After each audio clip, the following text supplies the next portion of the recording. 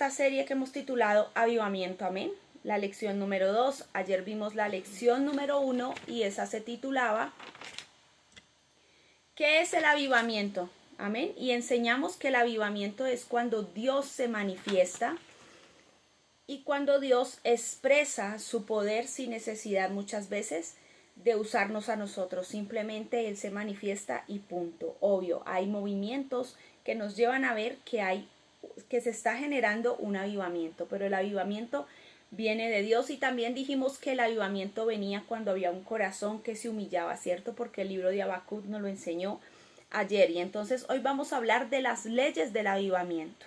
Y es importante entender en este capítulo que el avivamiento y sus aspectos se derivan de un deseo profundo por tener a Dios o de un juicio. Amén. Generalmente cuando hay un juicio se levanta también un gran avivamiento. ¿Por qué? Porque la gente que se ve en medio de una situación precaria, de una situación compleja, empieza a buscar a Dios. Esto es lo que pasó hace unos años y lo que está pasando ahora mismo con la nación de Venezuela y con la nación de Cuba. Tal vez Venezuela fue un poco más avivada en cuanto a su mover espiritual que Cuba, pero ahora mismo Cuba está despertando y está convirtiéndose mucha gente al evangelio. Están dejando la religión de ellos, que era la santería y la brujería, la hechicería, y se están convirtiendo al Señor. ¿Por qué? Porque llevan más de 60 años en un juicio. Llevan más de 60 años experimentando el dolor, el hambre, la necesidad, la comida de la basura, el no tener agua, el no tener luz, el no tener alimento básico. Entonces han empezado a despertar aquella nación para Cristo. Amén. Entonces el avivamiento viene porque hay un deseo profundo como lo hablábamos ayer con Evan Roberts, ¿no? Vino ese gran avivamiento porque este hombre tenía un deseo profundo de crecer y de cambiar la historia de lo que era el cristianismo. Amén.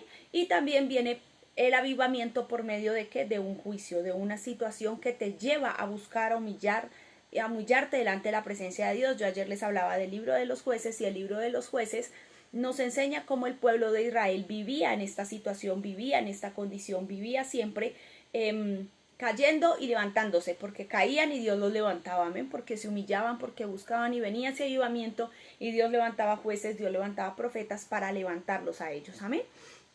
Y hoy vamos a ver esos dos grandes aspectos que vemos para que venga un avivamiento. El avivamiento viene por juicio o el avivamiento viene ¿por qué? Por humillación. Dios ha ganado siempre. Cuando usted ve la historia del pueblo de Israel, cuando usted ve toda la historia de Pablo, de Pedro, de los discípulos, de los apóstoles que encontramos en el Nuevo Testamento, podemos ver que todas las veces Dios ha sido el vencedor. Dios ha ganado y Dios siempre ganará porque su esencia es la victoria, porque su esencia es el triunfo, es la bendición y es la victoria y Él siempre gana. Amén. Entonces aquí yo apunté esto. Dios ha ganado la atención de su pueblo por estas dos, avivamiento o juicio. Entonces esto me llamó mucho la atención porque a través del juicio el pueblo busca a Dios. A través del juicio nosotros buscamos a Dios. A través de las situaciones adversas que nosotros nos acercamos a Dios.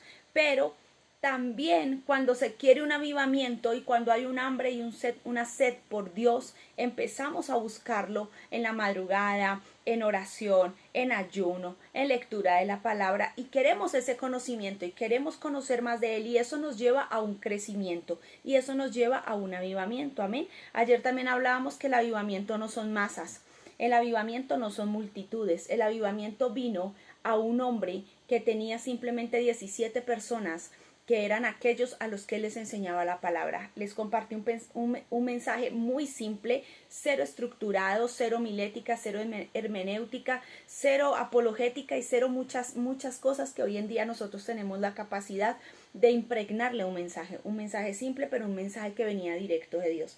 Y esto hizo que se convirtieran, como les decía yo ayer, al finalizar la clase, más o menos en 24 horas se convirtieron 10,000 personas a Cristo. Amén. Esto es un avivamiento. El avivamiento no son multitudes. Tener multitudes no significa que haya avivamiento. Tener multitudes siempre es una condición de milagros, de señales y prodigios. Eso viene por ese tema. Jesús, cuando andaba con los 5,000, sin contar niños y niñas, ¿por qué iban con él? Porque habían visto señales, milagros y prodigios. Amén. Entonces podríamos decir que las multitudes no siempre son avivamiento, porque luego de que todo esto pasó, la gente se dispersó y cuando Jesús fue crucificado nadie estuvo con él. ¿Por qué? Porque andaban detrás de un milagro, no andaban detrás del dueño de los milagros. El avivamiento es andar detrás del dueño de los milagros más que de los milagros. Amén. Yo sigo a Dios porque lo amo. Yo busco a Cristo porque Él es mi todo, Él es mi refugio, Él es mi pronto auxilio. Yo no sigo a Dios por un milagro, porque si fuese por un milagro, yo ya me hubiese operado de mi ojo y tendría un ojo, un lente incrustado y me hubiesen hecho tratamiento y yo vería súper bien, o tal vez no vería, pero tendría un ojo estético. Amén. Y yo no quiero un ojo estético, yo quiero la gloria de Dios en mi vida, porque el ojo estético se puede ir al infierno, mientras que la vida con Dios va a preservar y a perseverar para la eternidad. Amén. Listo, seguimos. Entonces, el avivamiento es cuando Dios interviene. Yo quiero que usted tenga eso claro. Una ley para que venga un avivamiento debe ser de que Dios sea quien intervenga. No le podemos llamar avivamiento a un culto o a un evento donde se congreguen multitudes. Eso no es avivamiento, eso simplemente es el movimiento de una buena campaña de una organización. Cuando vemos los conciertos, eso no es avivamiento. Es simplemente una buena organización de un buen evento que trae a muchas personas. Obvio, dentro de esas multitudes hay gente avivada. Hay gente que vive un avivamiento en su casa, en su trabajo, en su universidad, en su iglesia, en su vida personal. Pero no necesariamente es que un concierto sea un lugar donde haya avivamiento. Simplemente puede haber un grupo de gente congregada allí para escuchar un tiempo de buena música. ¿Amén? Y vamos a leer la palabra del mismo pasaje que leímos ayer, Salmo 85:6. Yo hoy tengo acá esta otra Biblia. Salmo 85:6 dice de la siguiente manera. Este lo leímos ayer y me puse a estudiar porque me quedó una duda y si es un salmo que escribió David. Es un salmo que escribió David, simplemente que quienes lo tocaban eran los hijos de Coré. Pero sí era un salmo de David y es un salmo de David. El Salmo 85:6 lo leímos ayer y dice de la siguiente manera. No volverás a darnos vida para que tu pueblo se regocije en ti. Podríamos decir que el avivamiento es la vida del cristiano. Cuando un cristiano está avivado, está vivo. Avivamiento, de vivir. Amén. Entonces aquí vamos a ver varias cosas importantes. Todo avivamiento ve un despertar en un individuo y la iglesia empieza a caminar en una profunda convicción de pecado. Amén. Eso es lo que hace el avivamiento. El avivamiento hace que tú y yo empecemos a caminar en una profunda convicción de pecado. Esto no lo hago porque a Dios no le agrada. De esto no participo porque a Dios no le gusta que yo participe de esto. Esto no me conviene porque la Biblia lo dice, porque Dios lo habla, Dios lo estableció. Y empezamos a ver cómo todo este tipo de cosas se convierten en una ley para nosotros, no una ley para los demás, pero al convertirse en una ley para nosotros, se convierte en un ejemplo de vida para otros y esos otros dentro de la congregación empiezan a caminar bajo esos mismos lineamientos. Resulta que X persona no hace esto porque la Biblia dice esto, yo fui y miré y sí ocurre así, entonces yo tampoco lo voy a hacer porque yo quiero vivir en santidad y esa santidad es avivamiento. Amén. Es una profunda convicción del pecado. Si a usted y a mí todavía nos cuesta ser convencidos del pecado, es porque todavía no hemos muerto, es porque todavía no hay avivamiento en nosotros. Amén. Segundo, otro guioncito ahí, no sé usted cómo tome apuntes. El pecado trajo muerte. Nada muere sin pecado. Amén. Y eso pregúnteselo a Adán. Atentamente a Adán podríamos decir. No hubiese pecado si no hubiese habido muerte. La muerte viene a causa de ¿qué? Del pecado. O sea, se podría decir que la antesala de la muerte es el pecado. Y no necesariamente tiene que ser lo que nosotros le llamamos estándares de pecado, ¿no? Porque nosotros tenemos estándares de pecado morales y éticos. Entonces hay unos que son morales, no me puedo acostar con cualquiera porque qué oso que ir a la gente y yo no soy una prostituta, por decirlo así de esa manera. No puedo robar porque en mi casa me enseñaron que no puedo robar. No puedo meterme con el vecino aunque está simpático y me tira a los perros porque no es legal que yo lo haga, ¿cierto? Esos son los morales, no los hago porque no se puede. O más bien los éticos diríamos. Y los morales serían chismosear, hablar mal del prójimo, tener malos pensamientos en lo oculto. Y decimos, no, eso nadie lo ve, no pasa nada. Resulta que Dios sí lo ve. Y el pecado empieza por cosas así, no empieza por cosas grandes, el pecado empieza por cosas pequeñas, por cosas muy mínimas en la vida de un ser humano. ¿Y esto lleva a qué? A la muerte. Y la muerte no hubiese entrado a la vida del ser humano si Adán y Eva hubiesen obedecido. Así de que podríamos decir que para que venga un avivamiento tiene que haber obediencia. Sin obediencia no hay avivamiento. Ellos fueron diseñados y fuimos diseñados para estar en Edén, un lugar de gozo, un lugar de plenitud, un lugar sin hambre, un lugar sin necesidad, un lugar de bendición y de victoria. De hecho, que esta mañana me la he pasado estudiando un poco sobre todo lo que murió en el Edén. Y fue más que solamente no ser partícipes del Edén. Murieron muchas otras cosas. En el Edén murió la economía, en el Edén murió la familiaridad, en el Edén murió el amor, en el Edén murió la humildad, en el Edén se levantó el orgullo, en el Edén murieron muchas cosas. Amén. Entonces no va a haber un avivamiento sin que el elemento del pecado no muera en nosotros. Si el elemento del pecado no muere en nosotros, no puede haber avivamiento, porque por el pecado entró la muerte. Así que por el pecado entró la falta de avivamiento. Por eso el hombre se apartó de Dios. Solamente usted ve el Génesis 1, Génesis 2, la tragedia del hombre, la justicia de Dios en el hombre, capítulo 3, cómo Dios los apartó, los alejó, los puso lejos de él porque ya no podíamos convivir con la santidad de Dios. Y luego en el capítulo 5 del libro de Génesis es donde dice que después de que nació el otro hijo de la carne, de lo natural, de Adán y de Eva, es que la gente se volvió a acordar de Dios. O sea que había habido un olvido de Dios. ¿Por qué? Porque muerte, pecado, muerte, olvido. Amén. Y para que el avivamiento venga, tiene que suceder todo lo contrario. Tiene que morir el pecado para que venga un avivamiento. Amén.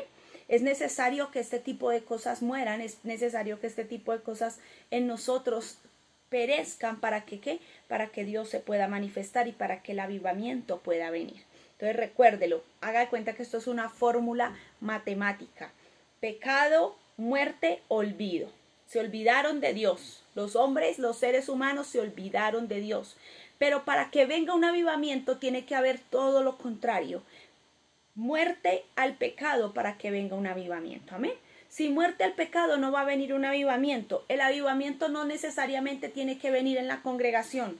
El avivamiento tiene que venir en usted y en mí, no en las congregaciones muchas veces, de estado personal. Sí tiene que venir sobre las iglesias en algunos momentos, en algunos tiempos, obvio sí. ¿Se tiene que mover en las multitudes? Sí, pero no es un factor determinante para que haya avivamiento. Hay gente que ha sido avivada totalmente sola.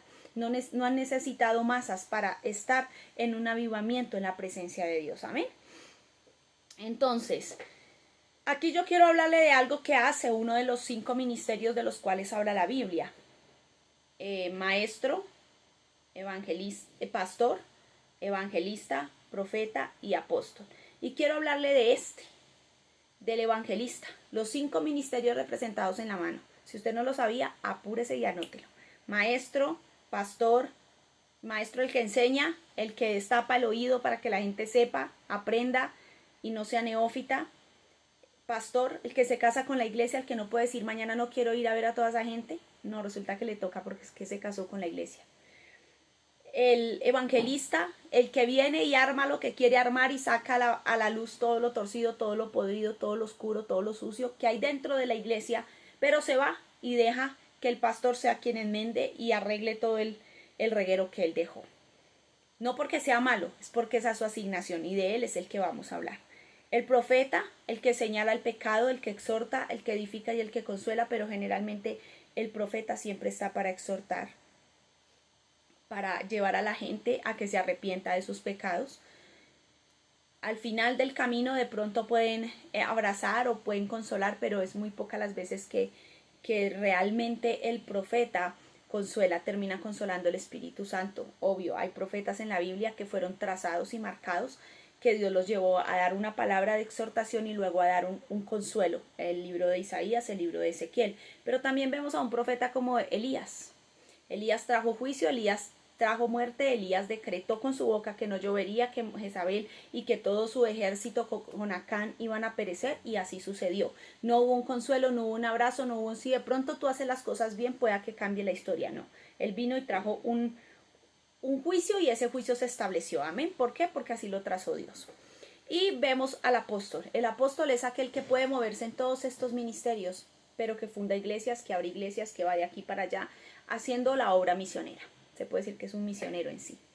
Y puede moverse en el don profético, en el evangelista, en el pastorado y en el de enseñar. Pero su función es apóstol, abrir obras. Amén. Entonces vamos a hablar de ese. El evangelista es ese que escudriña la congregación. Amén. Cuando usted y yo invitamos a una evangelista a una reunión de la iglesia, sea como sea, el evangelista tiene la obligación de orar y preguntarle a Dios qué es lo que está pasando en esa congregación. ¿Por qué fue invitado? Porque usted invita a un evangelista cuando usted sabe que hay algo que sus ojos de pronto no ven, pero que algo está sucediendo dentro de la congregación. Y muchas veces Dios permite que sea el evangelista el que venga, el que muestre y el que hable. Bertan Clendennen, el pastor fundador de lo que es la Escuela de Cristo, donde estudió el pastor de ustedes, nuestro pastor, él una vez invitó a un evangelista a su iglesia. Y el evangelista subió al altar y empezó a cantar. Y dijo, cállense todos y vamos a orar. Vamos a hacer una reunión de oración. No les dio palabra, les dijo, vamos a hacer una reunión de oración. Y empezó a orar el hombre, luego se para y le dice a todos, pastor, traiga todo su liderazgo, porque aquí Dios me está hablando de que hay alguien que está en fornicación. Ese pecado salió a la luz porque aquel que estaba en pecado no tuvo ni siquiera la capacidad de ir a la reunión. Dijo, yo no puedo ir a la reunión.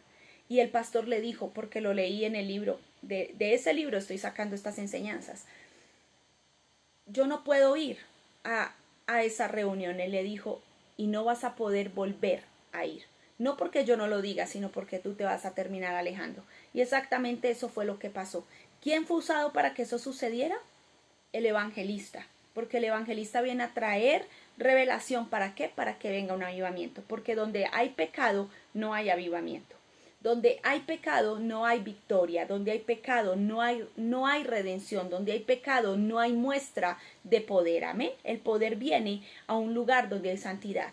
El poder no se manifiesta en medio de opulencia, en medio de orgullo, en medio de soberbia, en medio de arrogancia, en medio de planes personales. Amén. El poder de Dios y el avivamiento viene cuando alguien viene y saca a la luz lo escondido. Ese es el trabajo del evangelista. Así de que si usted tiene ese llamado, mire, de verdad que mis respetos, porque yo prefiero ser profeta que evangelista.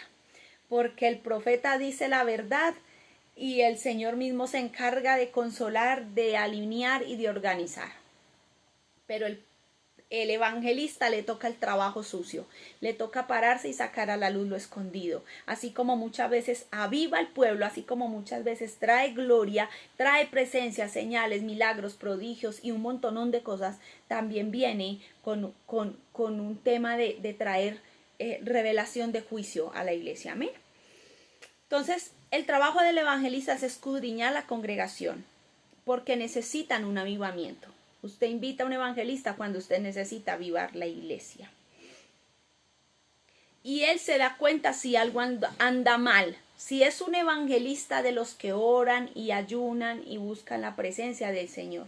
Yo en mi vida he tenido un evangelista, realmente un evangelista frente a mí, un pastor de Cali. Este hombre es un evangelista poderoso. Cuando él hace campañas, muelas se calzan, muelas en oro, caen esmeraldas, pasan muchas cosas en su ministerio poderosísimas. Es un hombre de Dios tremendo, un hombre de Dios intachable.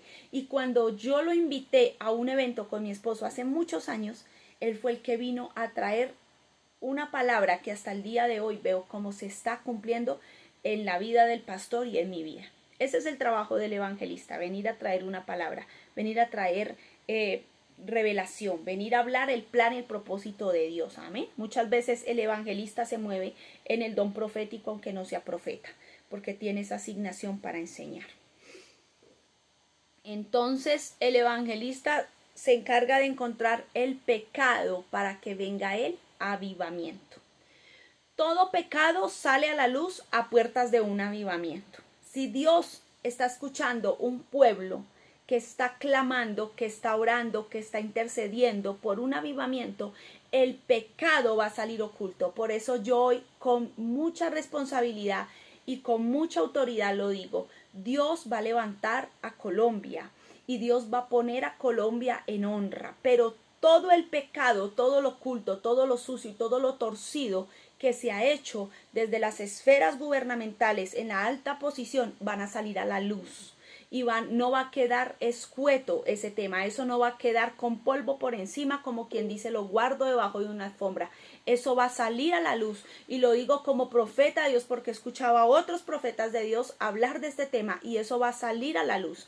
Toda la inmundicia va a salir a la luz, porque para que venga el avivamiento que Dios ha prometido, desde el año 2000 yo he escuchado hablar de un gran avivamiento para nuestra patria, hablar de un gran avivamiento, es más, desde mucho antes, porque cuando yo me congregaba que era adolescente, hablaban de un avivamiento, que Colombia era una nación donde Dios iba a traer un avivamiento poderoso y que iba a salir al mundo entero ese gran avivamiento, pero sin pecado, y hasta que el pecado no salga, Dios no va a traer avivamiento, y el pecado tiene que salir primeramente de la iglesia. Los juicios de Dios empiezan por casa, los juicios de Dios empiezan por la iglesia que lava dineros, la iglesia que recibe dineros del narcotráfico, la iglesia donde viven en pecado entre líderes y no pasa nada, el pastor se hace el gocho porque le dan el diezmo, en la iglesia donde la gente hace lo que se da la gana, donde no se respeta al pastor, donde no se honra al pastor, no con dinero, donde no se honra con obediencia, donde no se honra con dignidad a la pastora, donde no se bendicen los unos a los otros, donde hay odio, donde hay rencillas, donde hay pleitos.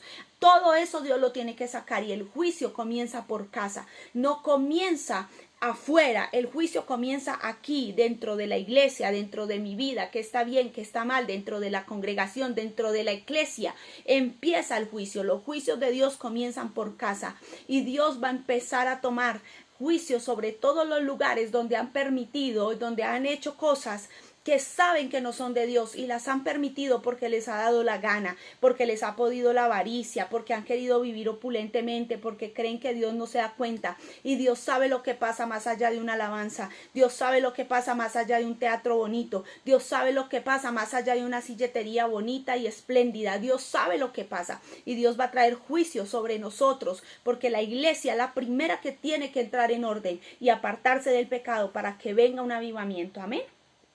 Sigo. La iglesia apagada permite muchas cosas. Amén.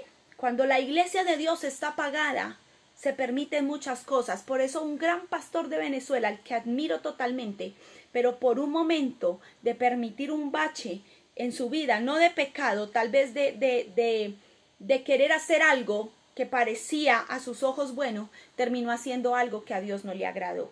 La iglesia no está para andar abriendo puertas. La iglesia que deja pagar al Espíritu Santo en su vida, muchas cosas entran por esa puerta que él decidió cerrar sin candado, porque el enemigo viene y la abre y por ella entra. La iglesia no puede dejar puertas abiertas. La iglesia apagada permite que muchas cosas entren por las puertas. Amén.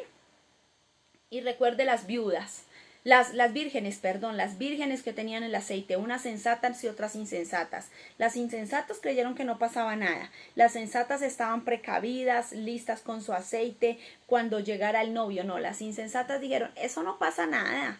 Eso no va a pasar nada, simplemente se durmieron, no vigilaron, no oraron, no hicieron lo correcto. Pero cuando llegó el novio, las que estaban despiertas, las que estaban vigilando, las que estaban entendidas entraron a las bodas, las otras se quedaron fuera. Y ya ni por más de que golpearon les abrieron la puerta.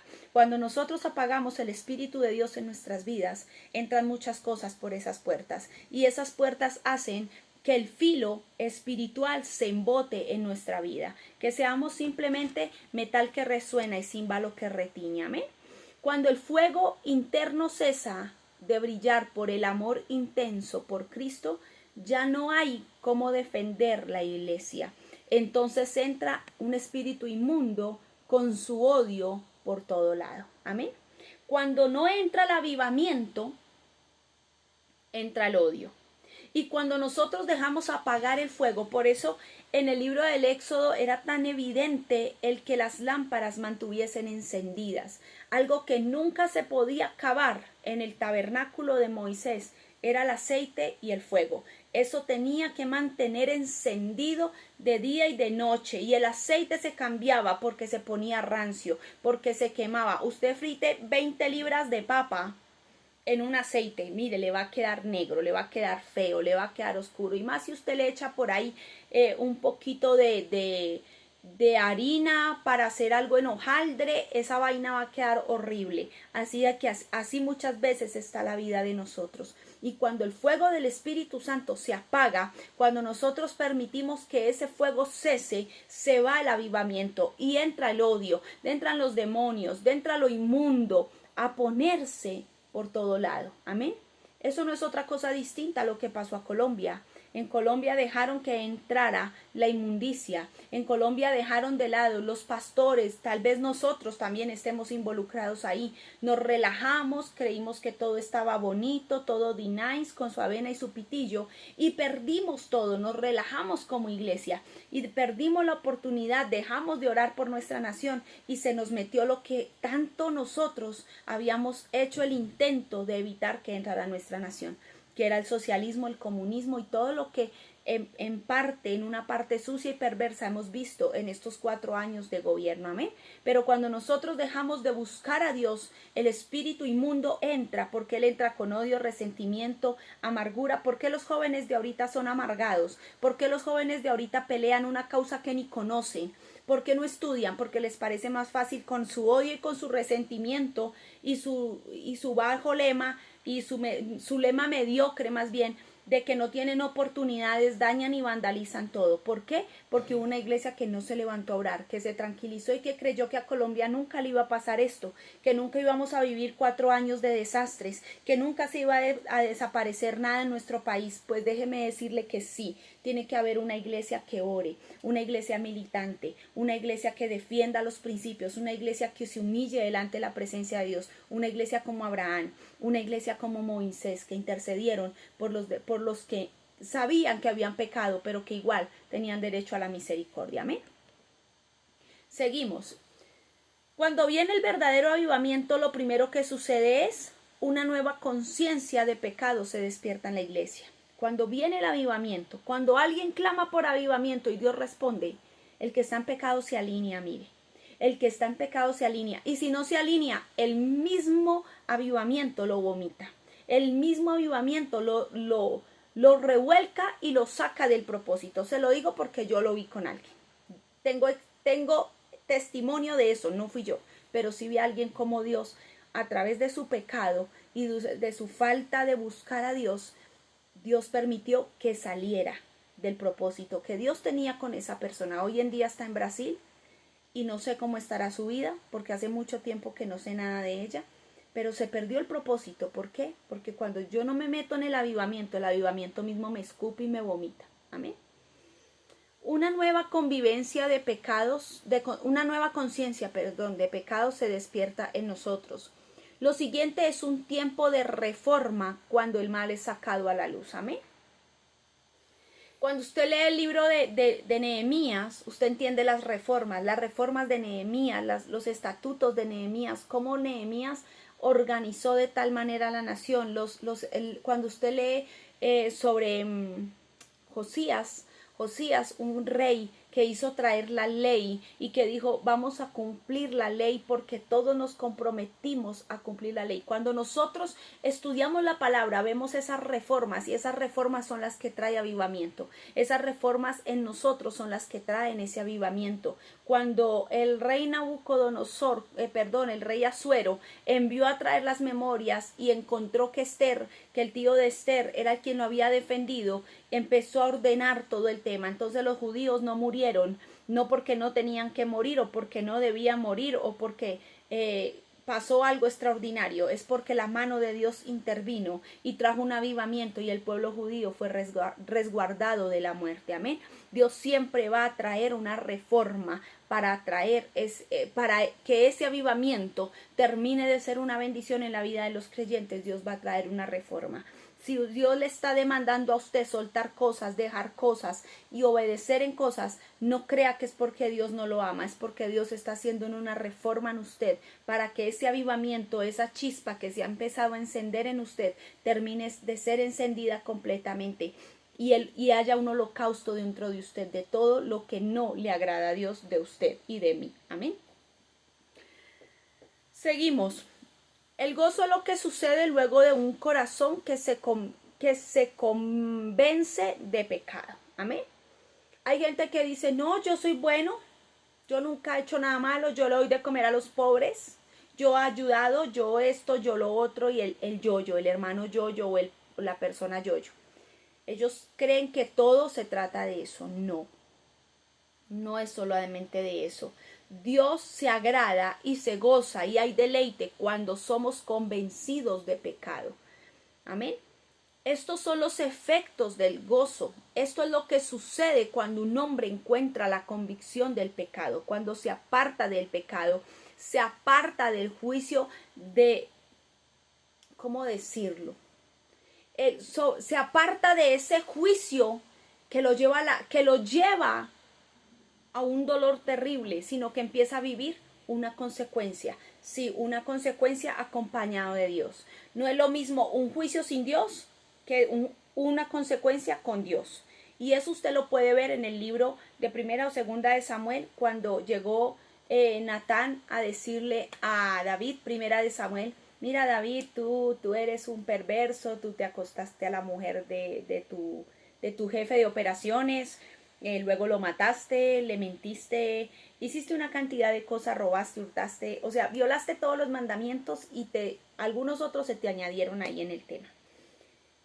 Y ahí viene el juicio, pero el que prefirió el juicio, la consecuencia, pedir perdón, convencerse del pecado y la consecuencia con Dios, que el juicio sin Dios. Amén. Y en otra oportunidad, creo que cuando censó al pueblo, también vino un pleito y Dios también trajo un tema difícil sobre la nación y Dios le dijo, ¿qué prefieres? Y él dijo, déjeme con Dios, o sea, perdóname Señor, pero yo prefiero contigo la consecuencia. Y eso es lo que muchas veces nosotros tenemos que aprender a vivir y aún en medio de esa consecuencia podamos sentir el deleite y el gozo de saber que vamos caminando en una consecuencia que no se va a ir, porque la gente piensa que perdón es indulgencia. No, perdón no es indulgencia. Perdón es sí, yo te perdono, te amo, pero te corrijo. El reino nunca te va a dejar, sí, no pasa nada, tranquilo, mi hijo. Venga, lo abrazo, mi amor, ¿qué tenis quiere? No. Hay una consecuencia de todo lo que nosotros hacemos bien y mal. Entonces no esperemos que Dios nos dé la muda de ropa entera después de que le pedimos perdón. No, va a haber una consecuencia y esa consecuencia puede durar el tiempo que nosotros entendamos, maduremos y seamos capaces de comportarnos como lo que Dios quiere que nosotros seamos. Amén. Seguimos.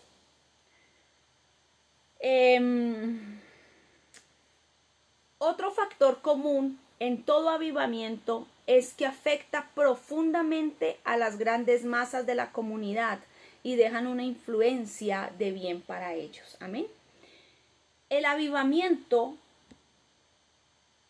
hace que la gente te vea como un referente. A mí no me gusta casi hablar de mí, la verdad. Yo evito, si cuento mi testimonio, cuento algo es porque Dios me lo ha permitido, pero a mí no me gusta echarme flores porque alábate pato que mañana te asan, dicen por ahí. Pero yo lo pude ver estos días, yo creo que aquí todos saben que mi abuela falleció. Mi abuela ya tenía 97 años y 7 meses, entonces Dios ya se la llevó con él.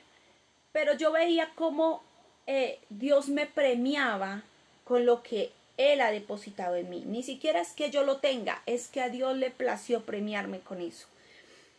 Y eso que Él me dio hizo que la gente se quisiera juntar o quisiera conocer lo que yo tenía. Estando con toda mi familia, pude hablar con mis tías que hablan, una de ellas habla mal de la iglesia, tiene un mal concepto de los pastores, y Dios me permitió poderme sentar con ella y explicarle muchas cosas con la Biblia, hablándoles con la palabra, enseñándoles con la palabra, no golpeándolas, enseñándoles con el amor. No, tía, mire, la Biblia dice esto, tía, mire, la palabra nos enseña esto, tía, esto pasa por esto y por esto, amén. Entonces, cuando nosotros entendemos lo que es un avivamiento, afectamos a los que nos rodean, afectamos a aquellos que siempre quieren ver algo diferente, amén. Un tío, él es así como yo, él es duro y sin censura, crudo, él no anda con abrazos ni con, no, él es, yo me parezco mucho a él aunque yo no me la pase con él, pero tenemos como esa misma esencia, somos muy directos, no le ponemos tanto alarde a la cosa, lo que hay que hacerlo y punto, hay que hacerlo, listo. Pero él que no es así de amores, él es de amores y desamores, pero él es más de desamores que de amores. Me llamó aparte cuando terminó todo el entierro de mi abuela y me dijo, gracias China, gracias por venir a orar por mi mamá, gracias por estar aquí con nosotros, gracias por venir haber venido y habernos enseñado. Es a la mano de Dios, no lo cuento por opulencia, lo cuento para que usted vea lo que sucede cuando usted y yo portamos un avivamiento. La gente quiere estar contigo. Dijo, gracias, esa oración suya fue muy bonita, muy poderosa, nos sirvió mucho en este momento difícil. Y eso es lo que sucede cuando usted y yo estamos entendidos de que somos parte del avivamiento del cielo en esta tierra. Amén. El avivamiento afecta alrededor suyo. Y que día escuchaba a alguien decir que de las 5 personas de las que tú te rodeas, esas 5 personas van a ser lo que tú eres. O sea, ¿cómo decirlo? Si tú te juntas con 5 inteligentes, tú vas a ser el próximo inteligente. Si tú te juntas con 5 brutos, vas a ser el próximo bruto. Así de sencillo. En palabras castas y en mi lenguaje. Amén. Seguimos. El avivamiento no viene de gente de alto nivel en la iglesia. El avivamiento no siempre puede venir del pastor, del profeta, del evangelista, del hermano carismático que habla con todo el mundo. No. El avivamiento muchas veces viene de gente que fue rechazada, viene de gente que fue maltratada, viene de gente que ama a Dios y que han sido excluidos de los planes y de los propósitos de una congregación. Viene de esa gente que tiene deseos de conocer a un Dios sincero, de conocer a un Dios real. Cuando veo la vida de la pastora Lisney era una mujer muy humilde, con muchas necesidades, que ella misma lo cuenta en sus prédicas. La admiro por eso, es una mujer admirable, que su mejor regalo era que su tío le llevara papelitos de chocolatinas finas que recogían en las basuras para ella hacer un álbum o guardarlo. No recuerdo si hacía un álbum o los guardaba, y eso era un regalo para ella maravilloso. De esa gente humilde, de esa gente que fue rechazada, porque ella fue rechazada en la iglesia por todo lo que veía, por todo lo que sentía, porque los demonios la veían y se rebotaban frente a ella sin ella ni siquiera tocarlos, y fue rechazada de la iglesia. Le dieron una carta de expulsión de la iglesia donde ella se congregaba, porque su forma, lo que había en ella, no compaginaba con la religiosidad de la iglesia. Pero de esa gente así fue de donde han venido grandes avivamientos. Y usted puede ver a esa mujer en las redes sociales. Siempre tiene una palabra de edificación. Siempre está viendo a Dios en cada situación. Cuando cocina, cuando predica, cuando está en la calle, cuando ve sus animales, porque le fascinan los animales. ¿Y de dónde vino ese avivamiento? De una mujer rechazada, de una mujer que de pronto no quisieron en su iglesia, porque les creyeron que era demasiado violenta y escandalosa para su forma de ver las cosas, y Dios ahora la usa en estándares sobrenaturales, resucitando muertos, haciendo que huevos sean vomitados por la boca, huevos de sapo, huevos en la gente, brujería, hechicería, que la gente se le alarguen los pies, que el resucitado se levante. Un ministerio de poder. ¿Por qué? Porque dentro de ella hay un avivamiento. Y muchas veces esos avivamientos vienen de gente rechazada, de gente que no fue querida, de gente que no fue amada y de gente que no fue avalada. Amén. Porque el cielo las avala y eso es aún más poderoso. El avivamiento con Wesley. Ayer yo les hablé de John Wesley, ¿cierto? El fundador de uno de los ministerios más grandes a nivel mundial, y es todo lo que tiene que ver con las iglesias wesleyanas, el Instituto Wesleyano, que es espectacular. Todo este tipo de personas vienen de allí, de ese movimiento de los hermanos Wesley, 2 hermanos. Pero el avivamiento de ellos fue lo que salvó a Inglaterra del peligro de una gran revolución como la Revolución Francesa. ¿Por qué? Porque ellos vinieron a traer al pueblo un avivamiento que terminó poniendo los afectos del corazón del pueblo en Dios y no en las cosas terrenales. Y eso fue lo que hizo y marcó la diferencia en la gran Inglaterra de aquellos años y siglos pasados. Entonces mire que siempre un avivamiento va a afectar masas y siempre lo de arriba, lo eterno, va a afectar a la gente con la que tú te rodeas. Amén. Todo avivamiento verdadero es un avivamiento ético. No se mueve meramente en el gobierno de las emociones, sino en la esfera de la conciencia y la voluntad. Amén. No todos los avivamientos, o sea, nunca un avivamiento va a ser un desorden. Un avivamiento es ético. No se mueven emociones. Ay, es que yo sentí un fueguito. No. Eso no es avivamiento, eso es poder de Dios. Pero avivamiento es otra cosa. Avivamiento es una transformación del hombre. Y para que el hombre sea transformado, Dios tiene que manifestarse a él. Amén. Esa manifestación que nosotros necesitamos es ser convencidos del pecado. Más allá de que nos den temblores, más allá de que nos den risas, más allá de que caigamos al suelo. Esos son evidencias de que el Espíritu Santo se mueve en medio de la iglesia, de la eclesia, de la comunidad.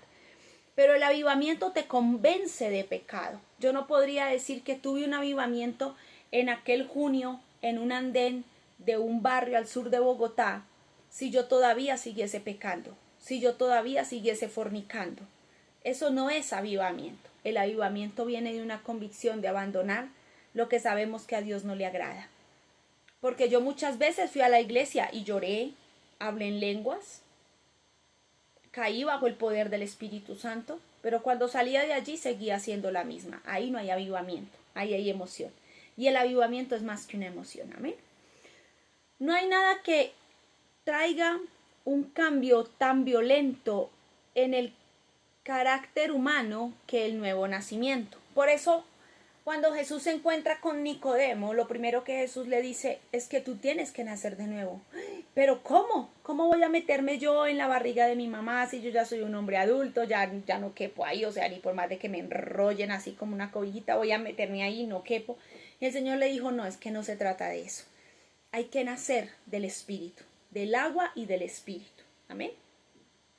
Entonces, ese nacimiento, ese nuevo nacimiento es lo que trae avivamiento. En la iglesia yo podría decirlo, no hablo de Dimensión de Gloria, hablo de la iglesia en general. No hay gente avivada muchas veces, hay gente emocionada. Hay gente que se emociona el domingo del culto, llora, patalea, chilla, le pide perdón a Dios, moquea en el piso, deja el piso vuelto nada, a la chica que le corresponde el aseo, a los hermanitos que les toca hacerlo, tienen que despegar eso. Y pasan muchas cosas en la iglesia que no son avivamiento, que son movimientos emocionales de nosotros los seres humanos. Pero Dios quiere un nuevo nacimiento, porque el nuevo nacimiento va a traer avivamiento. Ay, no, Señor, es que yo no quiero esto. Pues si no quiere, hermano, perdóneme lo que le voy a decir y se me salió el santanderiano. No va a haber la gloria de Dios. No va a haber el avivamiento en su vida. no va a acontecer nada, porque tenemos que romper con las estructuras naturales, emocionales, carnales, pecaminosas, para que la madurez de Dios, para que el reino de Dios y el avivamiento de su Santo Espíritu se pueda manifestar a nosotros. Dios no se manifiesta en personas inmaduras, Dios se manifiesta en personas maduras, en personas que hemos aprendido disciplina, pero también que hemos aprendido a obedecerle, de personas que han dejado su vida natural por hacer lo que a Él le agrada. Amén. Ahí es donde viene el avivamiento, pero para eso hay que nacer de nuevo. Y muchas veces no queremos nacer de nuevo porque todavía si me ofenden, me tiran una galleta, yo le voy a tirar otra porque es que yo no me voy a dejar, porque es que yo no tengo por qué dejarme, porque a mí la vida me ha golpeado, porque a mí me han ultrajado muchas veces, entonces yo no voy a dejar ni voy a permitir que me ofendan o que me traten mal. Si tenemos ese pensamiento y esa cosmovisión, no hemos nacido de nuevo. Amén. No se trata de dejarnos golpear tampoco, pero sí se trata de tener límites y tener un equilibrio entre lo que debo permitir y lo que no debo permitir, para que se genere en mí un gran avivamiento. La bondad es una de las cosas más singulares y solemnes en la historia, y esta se ve en cada verdadero avivamiento. Amén. Cuando usted está lleno de bondad, lleno de amor, usted está en un avivamiento. Cuando usted es apacible, cuando usted es fácil de amar, usted y yo estamos en un avivamiento. Fácil de amar es una persona que se rinde, que se deja guiar por el Espíritu Santo. Amén. Primera de Corintios 6:11. Vamos a leer eso y ya con eso terminamos. Creo que terminamos, apenas me quedan unos 5 minutos nada más. Primera de Corintios, Hechos, Romanos, Corintios. Primera de Corintios del 6 al 11. Dice la palabra del Señor. Sino que hermano contra hermano litiga, y esto ante incrédulos. Así que, en efecto, es que ya falló entre ustedes el hecho de que tengan litigios entre sí, porque no sufren mejor la injusticia, porque no son mejor defraudados. Por el contrario, ustedes mismos cometen injusticias y defraudan, y esto aún a sus propios hermanos. ¿O saben que los injustos no heredarán el reino de Dios? No se dejen engañar, ni los inmorales, ni los idólatras, ni los adúlteros, ni los afeminados, ni los homosexuales, dice esta versión, ni los ladrones, ni los ávaros, ni los borrachos, ni los difamadores, ni los estafadores heredarán el reino de Dios. Y esto eran algunos de ustedes, pero fueron lavados, pero fueron santificados, pero fueron justificados en el nombre del Señor Jesucristo y en el Espíritu de nuestro Dios. Amén. Todo esto nos esperaba a nosotros, pero Dios cambió la historia para usted y para mí, y ahora tenemos una vida totalmente diferente. Cuando aparece el avivamiento, la iglesia cambia. Cuando aparece el avivamiento, usted y yo dejamos de ser lo que somos. Cuando aparece el avivamiento, empezamos a ser más espirituales y menos carnales. Esto es avivamiento. Amén. Avivamiento no es llenar un culto. Avivamiento no es cantar canciones alegres y saltar. Eso no es avivamiento.